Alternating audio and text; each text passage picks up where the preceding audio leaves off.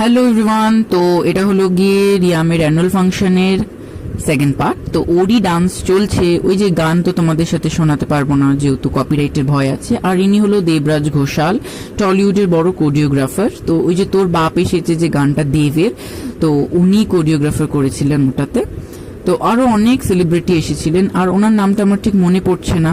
ওনার পায়ের সমস্যা আছে, কিন্তু উনি সেই পা নিয়ে খুব অসাধারণ ডান্স করেছেন।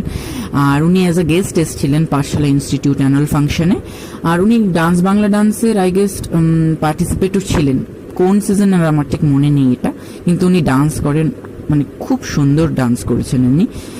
আর মানে বছরে এইটা একবারই আসে, দারুণ করেছে। এটা ওদেরই, এটা রিয়ামেরই ডান্স ছিল, দারুণ করেছে। আর গানগুলো আমার মনেও পড়ছে না, আর আমি তো শেয়ারও করতে পারবো না। আর ইনি হলেন দেবলীনা কুমার আর তথাগত চট্টোপাধ্যায়, আই গেস সারনেমটা আমি ভুলে গেছি। ওনাদের ওই রাশ সিনেমার প্রমোশন করতে এসেছিলেন।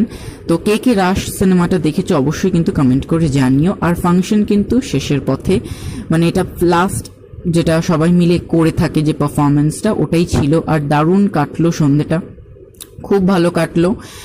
আর এটাই বলবো, আসছে বছর আবার হবে। টাটা।